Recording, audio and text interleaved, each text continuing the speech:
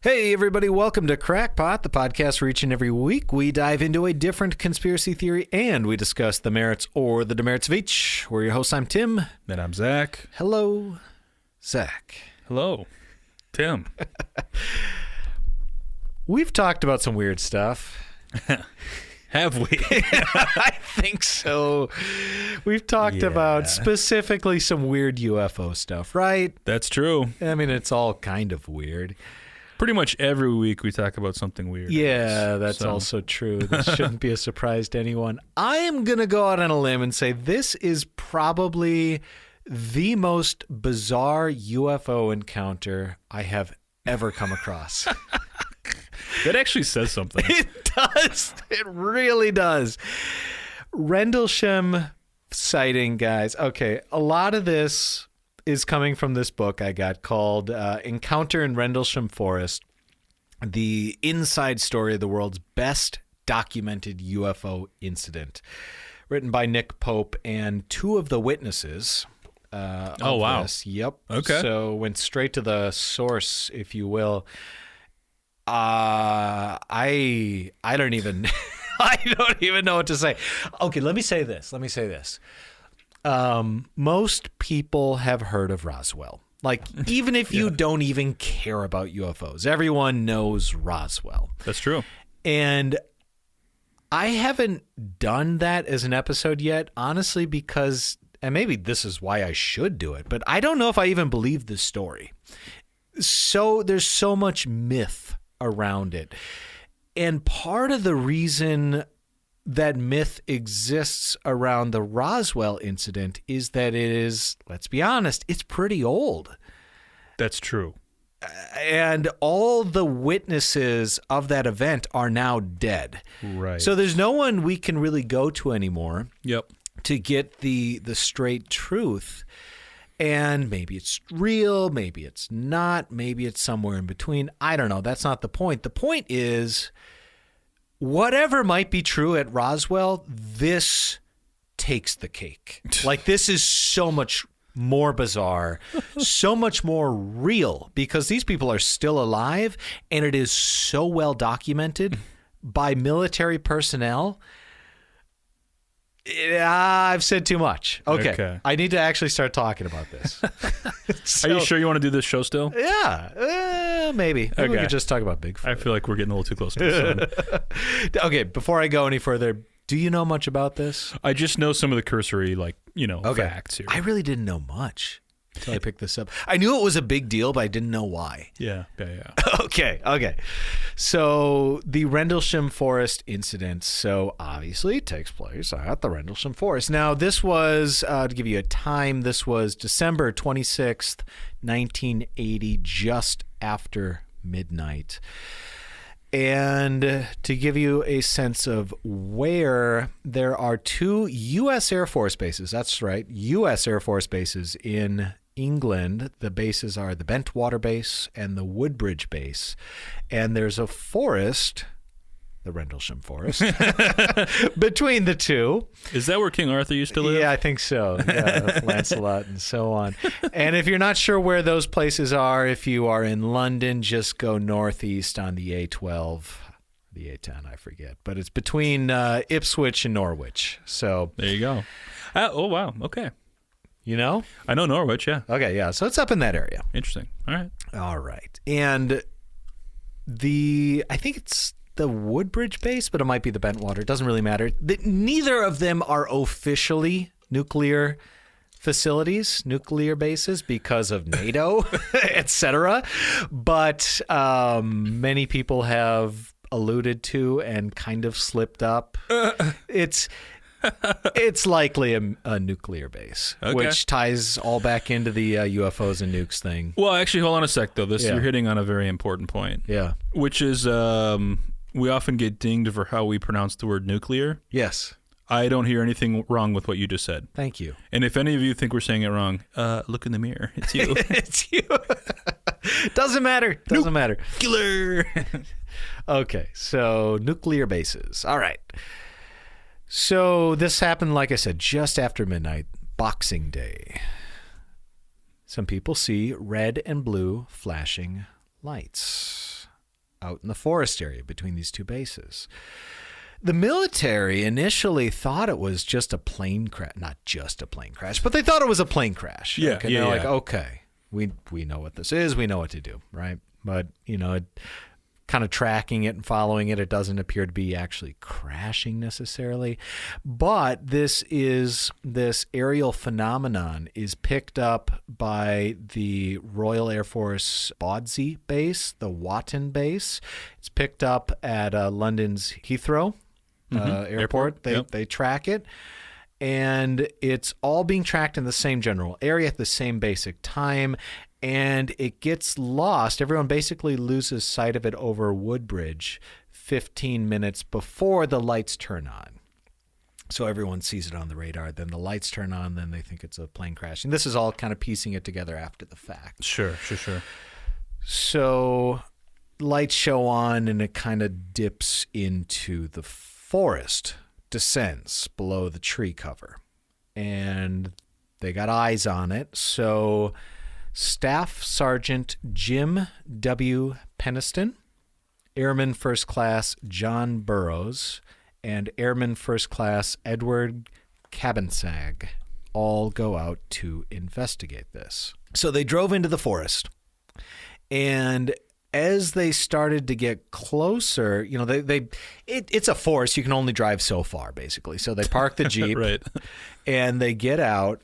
And they realize they all got their walkie-talkies, and they realize that they can't communicate with the base anymore. It's just straight static. Oh. Okay. So they all walk back to the Jeep, and they called for another person, Master Sergeant Chandler, to show up and help them out. 3 of them went in. Cabasang stayed back at the Jeep, and they basically, one of them stopped, basically right at the furthest possible point where they still had radio connection between so they basically had a line of communication back to the like base. a daisy chain almost. Exactly. Yeah. Thank you. That's what I'm trying to explain. The last 2 that kept going were Jim Penniston and John Burroughs, and they're going in, and they described this after the fact. They said the air was charged with static electricity. Like the hair was just standing up on their necks and their arms and their back and everything. And the further they walked forward, it felt like they were walking through deep water. Like it was physically hard to move forward. Which to me, I would have just noped myself out of there. Like, yeah, no thanks. I didn't sign up for this. But I'm kidding. They trudged on, and the lights are still on in the craft. So they get to the point where they can actually see it now with their eyes. There it is in the clearing up ahead.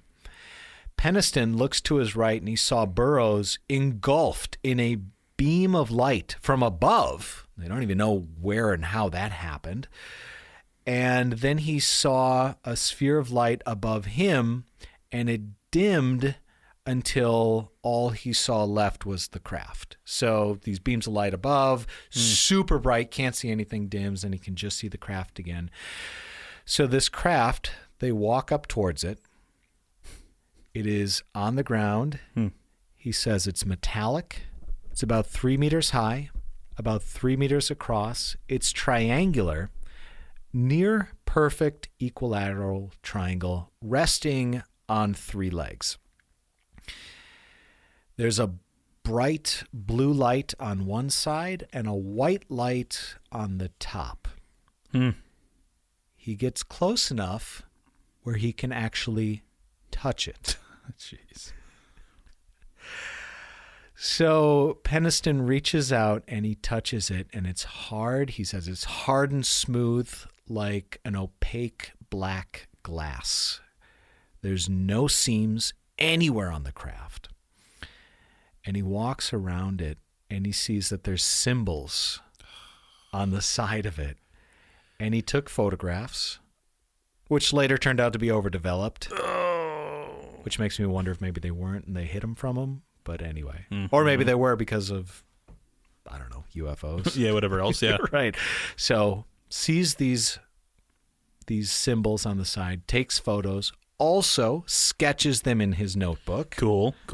Thank Posts you. the pictures to Instagram, or as you're watching the video here, I'll have a picture up on it. He said the symbols themselves were rough. The rest of the craft was like a black obsidian, just completely smooth, seamless. But the symbols were like a fine sandpaper. Okay. When he moved his hand over the symbols, the lights dimmed on the craft. And then it kind of moved up slowly, maneuvering through the tree line. And then he said it got above the trees and it shot away at a, quote, impossible speed. Now, Burroughs' memory of this event, all he saw, he said, I saw a bright flash. I threw myself to the ground. I saw a red oval light, and then it took off seconds later. That's all he remembered. Whereas Penniston walked up. He saw the bright flash of light. He walked up to it. He touched it. He walked around the entire thing. He took pictures. Right. He got out his sketchbook. He drew the symbols. And then it slowly went up and then took off. He estimates 10, maybe 15 minutes tops. But that discrepancy in time So weird. is so weird. Well, which is what sucks too, because you could say, well, one of them's lying, or whatever. But like, the fact is, it's just two different accounts of the exact same thing, which is actually more strange.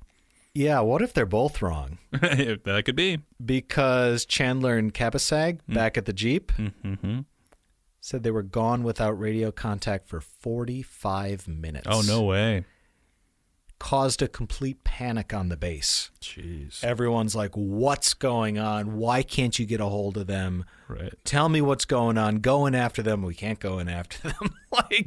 45 minutes without radio contact. They checked their watches afterwards. Both watches, 45 minutes. Weird. Yep. Gone. Just completely gone. So Penniston and Burroughs, they actually go back to the same site later that day, because this is like just after midnight, remember? Sure. So they go back, probably when it's light out, I would assume. And this was Boxing Day, December 26th, so the ground is frozen and hard, but they see 3 indentations. Okay. Right there in the ground. Now, there's not snow because it's tree covered and everything like that, but there they are, deep into the ground. Each indentation was a triangle, and the 3 indentations were all about like 2 to 3 centimeters deep. And above those, the branches of the trees were snapped like something had come down and then gone back up. Sure. Because there wasn't a triangular shape in the tree branches to come in and out cleanly. So they're like, oh, maybe we did actually see what we thought we saw. So that's weird. I'm just... It's interesting to me as I'm thinking about this, like, the triangular shape. It's almost like they have the same... They follow the same geometry that we do. I know. It's like, that's weird to me. Right. But then I guess really what stands out in all of this to me is just the wildly different accounts in the amount of time that they were there, what they saw, as compared to back what they were tracking at the vehicle and the base. It's crazy. It's really weird. And basically the whole base knows about this.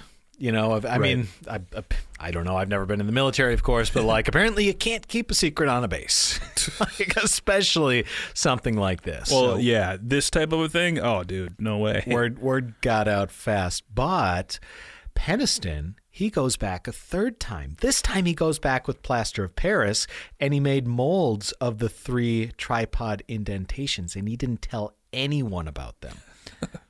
And actually, I had the dimensions of those wrong, so I apologize. The indentations were about 1.5 inches deep and about 7 inches on each side of the triangle indentation. Sure. So wider than it is going deep. So yes, that suggests it's not that heavy if it's only going in about 1.5 inches. Now this is frozen solid ground. Okay. Yeah. So I mean, I'm not gonna say it's light. Okay, fair enough. Yeah. Okay. Anyway, he doesn't tell anyone about those, so he just kind of keeps them to himself, and he basically looks at it as like, this is proof I'm not crazy. This is proof I'm not imagining things. This is proof I was actually here, and there was something actually here, and I don't know what it is, but there it was. And then he goes back a fourth time with a security guard from the base and a photographer. And the photographer shot a whole roll of film just around the ground, looking at the indents, looking at the tree branches, just the surrounding areas, just to get a sense of what was going on. And the whole roll of film was fogged up and unusable.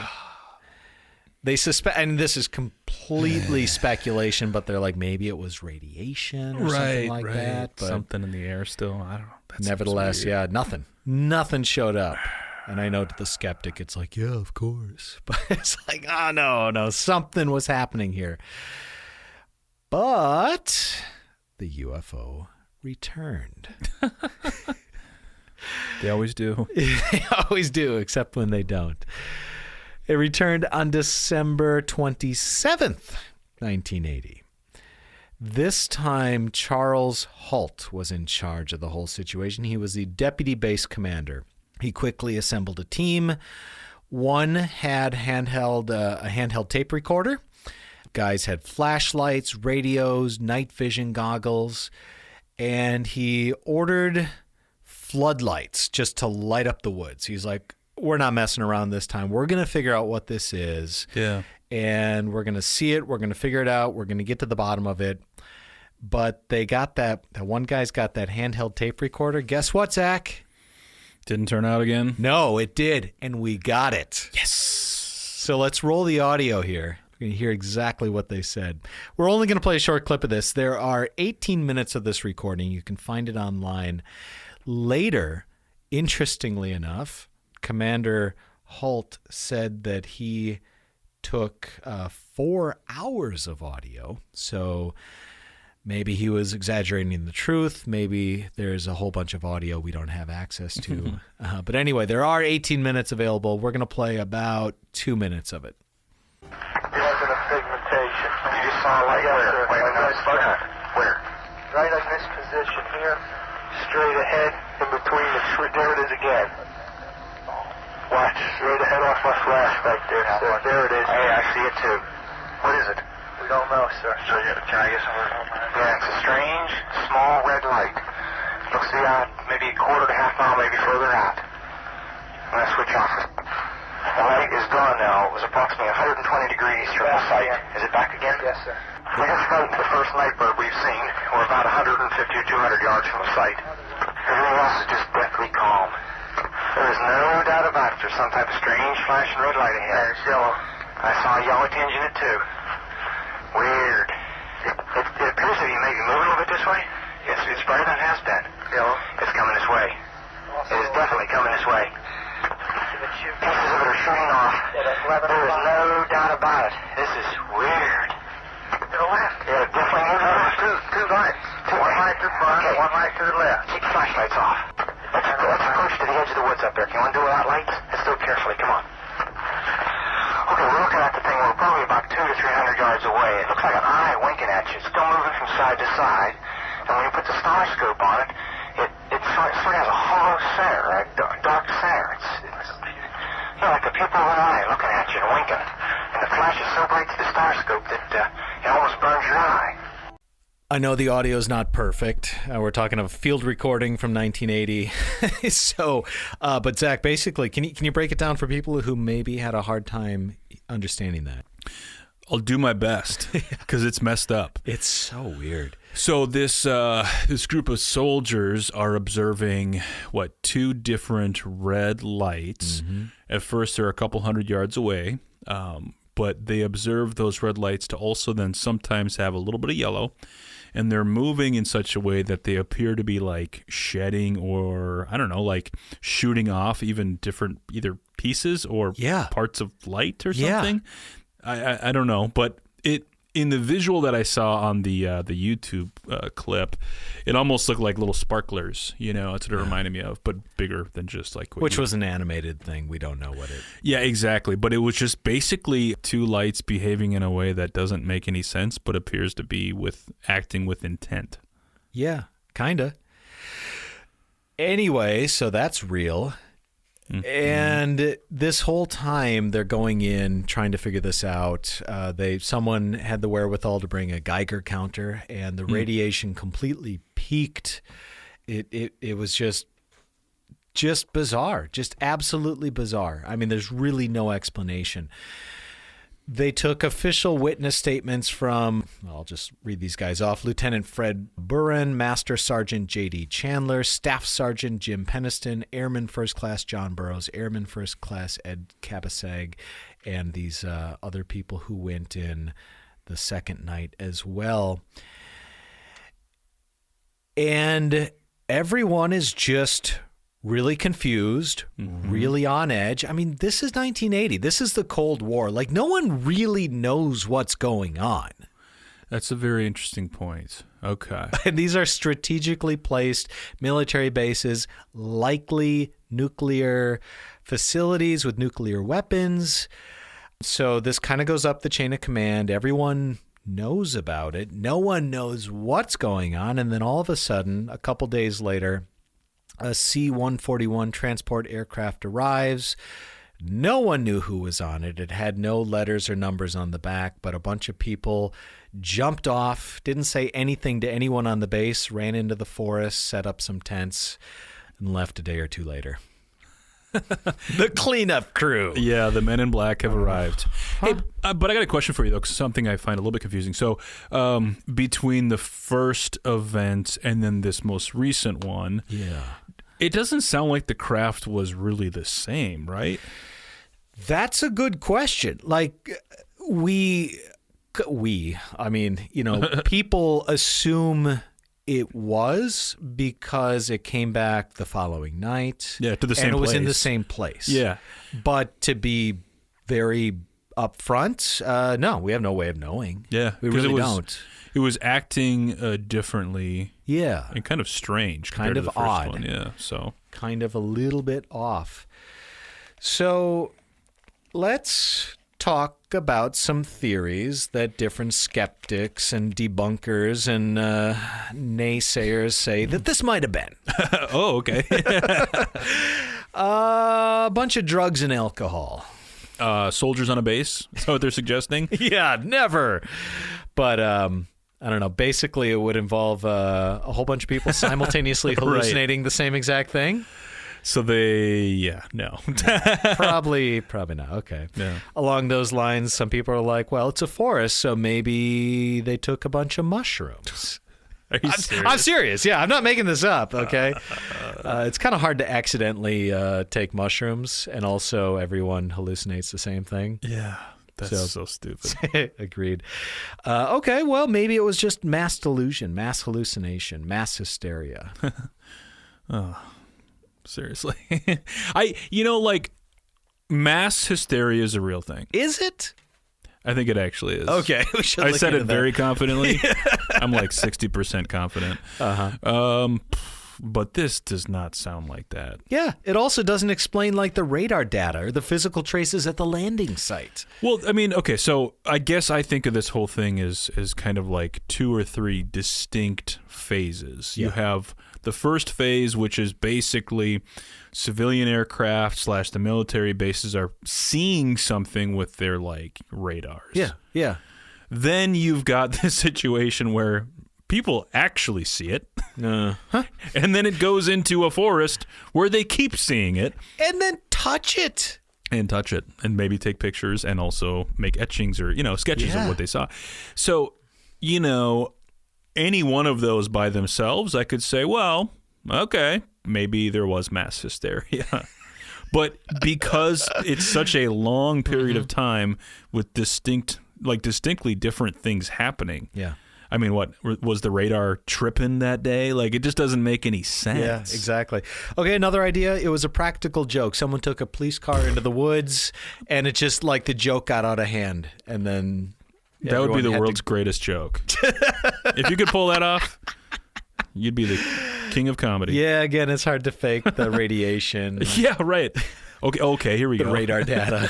Okay. All right. Some people say meteors. Okay, but listen, I mean, I can see the skeptical look in your eyes. There were 3 meteors were sighted over the area per the British Astronomical Association between December 26th and 27th. However, it was at 5:20 p.m., 7:20 p.m., and 2:50 p.m. And each one of them were only visible for mere seconds. Yeah, I was going to say, so like, I don't think that it's a bad place to start and say, it's a meteor. Like, Sure. I don't fault anybody for saying that, because it's a strange light in the sky that's moving erratically. Like, I can imagine that. But what happened during this event was so distinctly different from a meteor that it's like, okay, come on. Yeah, okay. What about a rocket reentry? And then Okay. Well, there was a Soviet rocket that re-entered the atmosphere on December 25th, but again, that was only really visible from 9:07 to 9:08, and also a day before. And actually, I guess that was about 3 hours before. So. Okay. So, one of the most common things that people say this was, and again, this doesn't account for the indentations. It doesn't account for the one person saying that he touched it and all that other stuff. A lighthouse. So there was, I don't know. Someone over there, check it out. Let me know if it's still there. There's a lighthouse, the Oxfordness Lighthouse, which is visible from both bases. Okay? So they're thinking blinking lights. Maybe that's what it is. These guys out there, they're maybe just a little disoriented. They're talking. They're like, I can see the light. It's blinking at me. Like, it's weird. Maybe, they're just a bit confused, a little worked up. Everyone's kind of on edge. Maybe they mistook it for a lighthouse. Well, what's weird is Norwich is basically landlocked, isn't it? Yeah, and it's north of that. Okay. So, yeah, I just have a hard time geographically placing where, like, I believe that. It's close enough to the coast where you can actually see the lighthouse. Like that part is not made up. Okay. Now, the lighthouse is not visible from most locations where the witnesses were. Sure. The department base commander said, quote, lighthouses can't fly. Yeah, right. Tiny detail. The airman first class Burroughs, he said, quote, the lighthouse does not land or hover on the ground and take off at a high rate of speed. Remember, we got close to whatever it was. Halt, he used the lighthouse to get his bearings in relation to the UFO. Oh, that's actually very interesting. That is, I think, the key point there. And the lighthouse keeper himself, old Curly Jefferson, he said, I've seen it in all weathers, it just could not do what those airmen and local people described the UFO as doing. Yeah. Plus, he was probably in or near the lighthouse. Yeah, he's like, no, we were pretty much stationary the whole time. I can account to that. But that's the gist of the story itself. And there's a lot more details and there's a lot more players and it's a lot more complicated, but that's the gist. What makes this so fascinating and bizarre is the fact that it's so well documented and we have access to those documents. In addition, those 2 gentlemen who went in the furthest the first time, Penniston and Burroughs, they both experienced severe health-related effects after this. I was wondering about that, actually. Which closely aligned to what radiation poisoning is. That's what I was thinking. Okay. And they got complete workups from the medical personnel on the bases, and they got treatment and all this sort of stuff for days and weeks and months after this happened. Fast forward to when they retire from the service and they're still experiencing medical effects, their civilian doctors requested the medical files from the military bases so that they knew the full story. Oh, wow. Which is exactly what you would want any competent doctor to do. For sure. Yeah, no, but that's great. The military will not release those medical records. Okay. Their own personal medical records will not release them. One of them, I forget, I think it was Penniston from Arizona. He got Senator McCain and Senator Kyle involved. He's like, I am sick. I don't know why, but my doctor wants to see my medical records. Help me. Yeah, no kidding. And they still wouldn't do it because it was, quote, national security. Jeez. One person's medical exam is national security. So I think we can rule out the lighthouse. I think so. Or the police car that someone snuck into the forest and turned the lights on. The hoax. Yeah. Jeez. So if you're wondering whether or not this might all be real or not, I can assure you it 100% is real. The debate is what it actually is. Of course. And I don't have an answer. So that's all weird. Can we agree that that's all weird? That's all crazy. We could all close the book on this and go home and be thoroughly confused and tell someone about it, and they can be just as confused, right? Yeah, I'll give it to you. There you go. Okay. It's just weird. one time, yeah, sure. This one time. It's about 10 times weirder than that. If you believe Penniston. And he is the first person to admit, if I just kept my mouth shut, everyone could just go on their merry way and it could be a weird UFO story. I have nothing to gain by sharing this additional information. It makes me look less credible. Okay. So remember when he got up to the craft and he saw those glyphs, those symbols. Yep. By the way, I know the people have already seen this on the Instagram and everything, but I got to show this to you here. I'm dying to see these, actually. And I'll flash this up on the screen again if you're watching along. So that is a picture of what he saw on the side. And I don't know, it's just kind of geometric shapes. It's not like Cyrillic or Mandarin or something. It's yeah, right. It's exactly. It's geometric shapes that all have kind of different curves and different kind of angles to them. You know, there's not like what would be clear animals or clear like. Yeah, it's not a pictogram or a hieroglyph. Yeah, it doesn't remind me of like what you see on Egypt on the pyramids or any of that stuff like. But a little bit. It doesn't look like a language necessarily. No. It just looks like symbols. Yeah. So anyway, that's what he saw. That's what he wrote. That this is the drawing that he took out in the field, signed and notarized later. When he reached out and he touched those symbols, remember they were kind of rough, right? Yeah. And he put his hand over this large one, the one that's, and I'm going to describe this here. It is a large circle with an almost equilateral triangle, and then two black circles within the larger circle. That's what it is.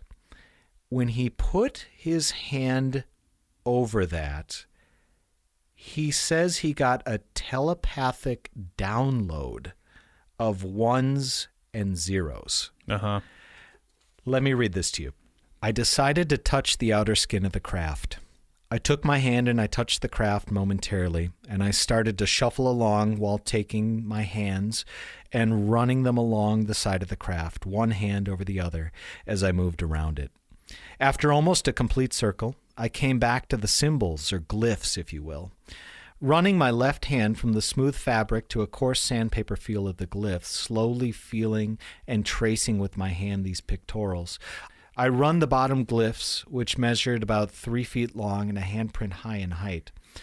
Was the first one touched, and then I traced my fingertips on, and then onto the next, and then onto the last one in the line of glyphs. I moved my fingers over this one, and then above the hand-wide height of these glyphs, and then ran along for about 2 feet or so, was a much larger one. One that was more intriguing, and one which seemed to take on more importance than the others did. It measured, I will estimate, a couple of hands high and about 3 hands wide. It was a large etched or embedded circle with a large triangle running from top to bottom, with two smaller circles, one at the top of the triangle and one slightly larger one at the bottom right of the triangle. I opened my hand, and I flatly pressed the palm of my hand on the large triangle. What was to happen next defies reality, for I was no longer to see what I was seeing in what I will call the mind's eye. It was bright and a steady, brilliant light. I was squinting. Then the stream of ones and zeros ran relentlessly, and I was unable to see my surroundings. I was scared, though I seemed to understand that it was not harmful, but required. I am not sure how long this took place. The bright light with flashing of these ones and zeros, seconds maybe, minutes. It seemed like a brief moment. Unable to pull my hand back, I finally had it release my hand, and as quickly as the release of my hand from the triangle, the ones and zeros stopped. Thank God, I thought. And then I started to see the craft generating color from the fabric of the craft again, and it started to become bright and began moving through the trees and then hovered to the top of the trees, and with a flash and a blink of an eye, it was gone. So kind of a lot there, but basically he's touching and feeling all these things. He rests on the big circle with the triangle and the two smaller circles, and he gets this telepathic download of ones and zeros. And guess what? He doesn't tell anyone. And you can't hardly blame him because it seems crazy. It does, completely. But I get it, too. And he doesn't, he has a military career, and if you start saying crazy things, you're going to lose your job. Right. And he wanted to keep his job, so he kept his mouth shut. The problem was he couldn't stop thinking about it. Not just thinking about it, it was like in his head. Sure. It wasn't a matter of thinking. It was just there. These ones and zeros relentlessly flashing. Every time he closed his eyes, every time he had a spare moment. Etched into his memory. Etched into his brain, just blinking 1 0 0 0 1 1 1. And he said it was hard to sleep. He saw the numbers just all the time. Finally, about a day or two later, he grabbed a notebook and he took it out and he just started to write them down as he saw them in his brain. And immediately, the moment he started to do this, it felt like a release. He said it felt like a balloon was slightly releasing the air within it. It wasn't as tight in his mind. And the more he wrote, the better he felt. And then finally, he wrote the last digit. And he said it took about 45 minutes for him to write this whole thing down. Jeez. And then it was gone. And he closed the notebook and he put it in a box and he hid it in his attic and he never told anyone. And if you don't believe me, let me show you. I mean, I believe it. I know you do. But just, they are here. The ones and zeros, just page through, man. No, Every single page is photocopied here. And this is a guy in the military in 1980 who was not a computer programmer, was not a techie guru, anything. He had never even heard of binary code until the mid or late 90s. Sure. Wow, that's messed up. So if you don't know what binary code is, that is what computers run on, which is ones and zeros. It is what every digital anything runs on. It is the brain, the system behind the system, ones and zeros. So he's I'm getting ahead of myself. Okay, so Penniston, he undergoes hypnosis on September 10th because this whole thing is weird. Yeah. And he's got a lot to unpack in his life. So he's like, help me understand this. Help me remember this. So he undergoes hypnosis September 10th, 1994. And I'm going to read a little excerpt of this. So the hypnotherapist says, "You weren't supposed to understand the program?" And he replies, "No, by touching these things," meaning the raised glyphs and everything, "I activated it." "So you touched the symbols and you set off a program?" "Yes. It was repairing itself. All they wanted was a place to stay while it repaired itself. And by touching the symbols, you disrupted the repair program. I activated a binary code. The two agents wanted to know why. And then they go into the fact that he didn't remember this at the time. He was interviewed shortly after the fact by two unnamed government agents. Oh, sure. Uh-huh. And the hypnotherapist says, and what do you answer them? And he replies, they ask me if I ever had any other encounters with them, with the binary or with the time travelers. And I say, I haven't. And then they're discussing it between themselves, the situation. They say they've got a problem. Oh, what's their problem? Their problem is because I can't tell anybody.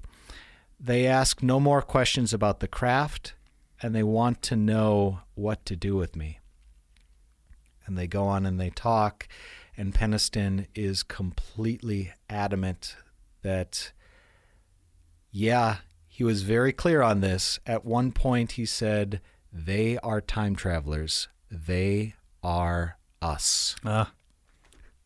And this is, 30 years before even like that theory comes up as a credible theory? I can't say for sure, but it's before it's like... I mean, this is a commonly held theory. Yeah. That's disturbing.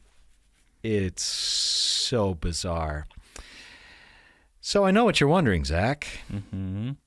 What's the binary code say, right? I'm dying to find out. Here's the thing. We could all walk away and just be confused and have a good story to tell. By reading this, it sounds less credible. Okay. Every part of this, the more you peel back, the less credible it actually sounds. And I'm not going to read this whole thing verbatim, but essentially, I'll read enough of it for you to get a gist. Cool. Exploration of Humanity, 666-8100. 52.0942532N 13.131269W. What does that sound like? Coordinates. Uh-huh.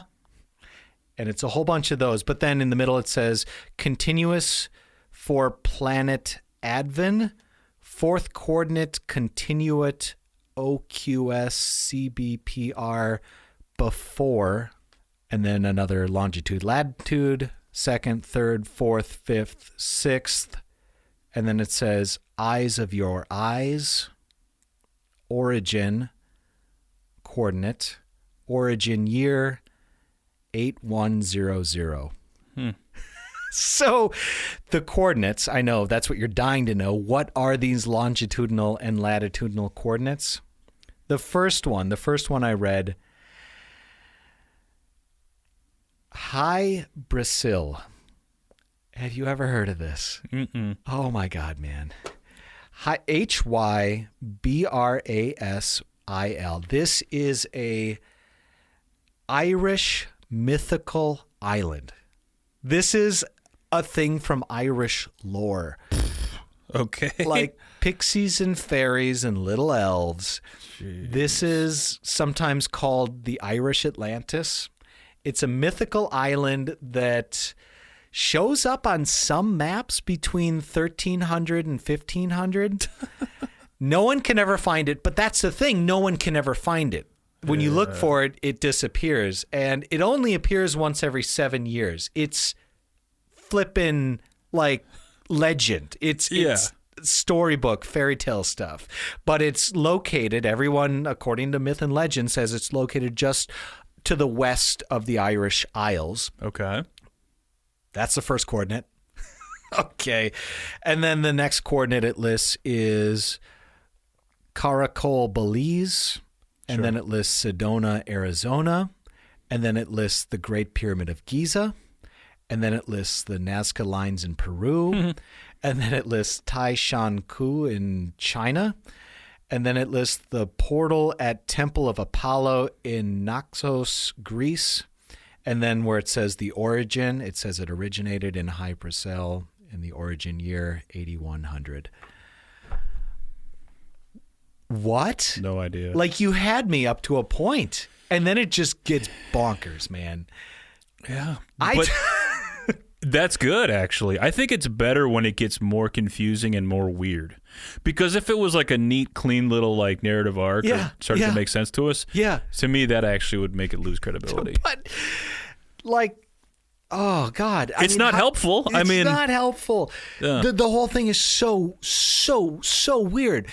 A UFO lands between two military bases. Oh, my God, that's crazy. That's right. We actually have, like, written accounts and, like, audio accounts of this. That's bonkers. Right. Someone touched it? Holy smokes. That makes no sense. Yeah. Right?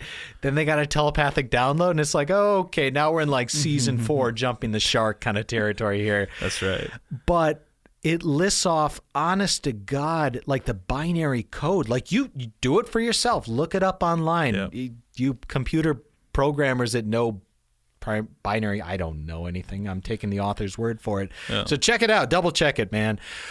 But, like, these coordinates are real. And, like, you can't argue with the Giza Pyramid. Like, that's a real place. Yeah. It's a little on the nose, but yeah. Right. The Hy-Brasil thing, like, we should just go there. That's the thing. That's the weird one. It's like the Peru, the Nazca lines in Peru. It's like, okay. Sedona, Arizona. It's like, okay, it's a little new agey, kind of hippy-dippy, but why not? Okay. That's right. You know, put Stonehenge on there. Like, come on. That would be, okay, yeah. You know, like, give me something. Give me something. The Pentagon. I don't know. That would be funny. But it's like, you know, the two men in black or whoever they were, they're like, yeah, they're time travelers. It's like, what? Do you even believe that anymore? It's like, what? And the whole time, this poor guy, he's like, if I would just shut up, everyone would believe my story. But I'm sorry, this is the truth. Well, I'm glad he didn't shut up. I mean, it's like, I don't know what the ones and zeros are. I'm just a retired Army dude. Like, give me a break. I didn't even know what binary code was. I just wrote these down.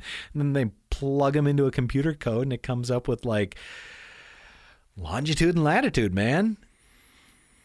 I just got a lot to think about here. So, takeaways? Yeah, aliens. Aliens? Humans? Time travelers? Are they just messing with us at this point?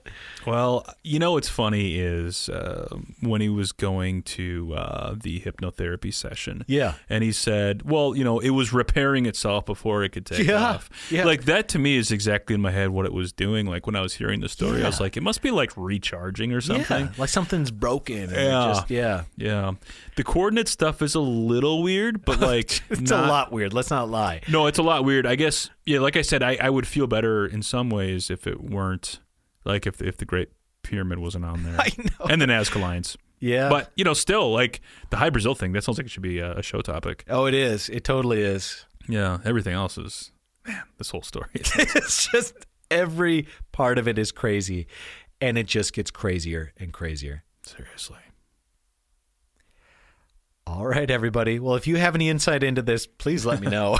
Seriously, please. Honestly, I would love to know. But, you know, check out the Instagram page. You can see some of these pictures.